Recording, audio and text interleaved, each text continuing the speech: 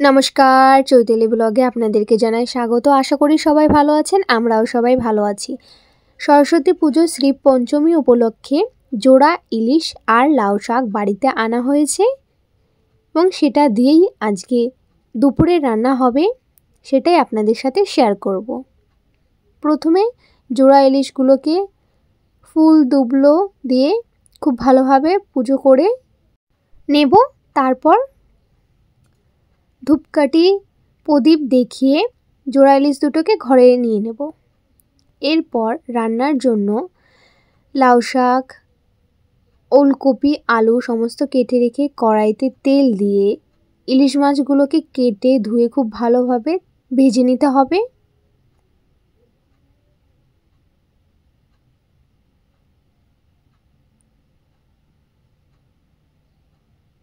খুব ভালোভাবে নেড়ে চেড়ে ইলিশ মাছগুলোকে ভেজে নিতে হবে। একইভাবে বাকি মাছগুলোকেও খুব ভালোভাবে ভেজে নেব।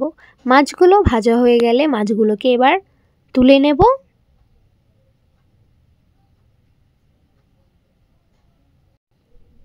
ভেজে সব মাছ তুলে নিয়েছি। এরপর কড়াইতে শুকনো লঙ্কা, তেজপাতা, জিরে ফোড়ন দিয়ে দেব।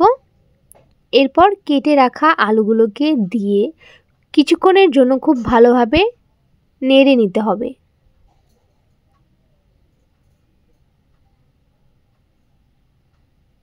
খুব ভালোভাবে আলুটা ভাজা হয়ে গেলে এর মধ্যে কেটে রাখা ওলকপিগুলোকে দিয়ে দেব এবং বেশ কিছুক্ষণ নাড়িয়ে নিতে হবে।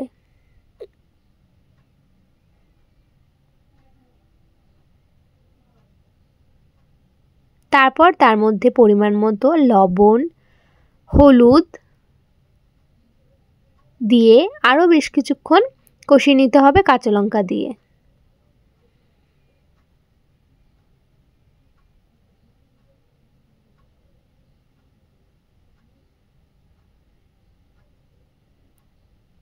খুব ভালোভাবে কষানো হয়ে গেলে এরপর তার মধ্যে পরিমাণ মতো জল দিয়ে দেব এবং খুব ভালোভাবে নেড়ে নেব। কিছুক্ষণের জন্য তরকারিটা খুব ভালোভাবে ফুটিয়ে নিতে হবে। খুব ভালোভাবে তরকারিটা ফুটে এলে এরপর তার মধ্যে কেটে রাখা সমস্ত লাউ শাকগুলো এবার দিয়ে দেব। লাউ শাকগুলো দিয়ে খুব ভালোভাবে তরকারিটাকে নেড়ে নিতে হবে।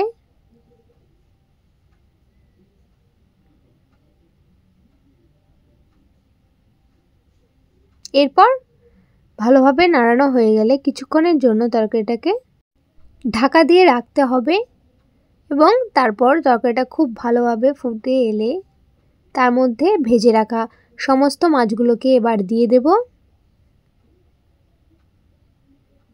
দিয়ে আবার কিছুক্ষণের জন্য ঢাকা দিয়ে দেব।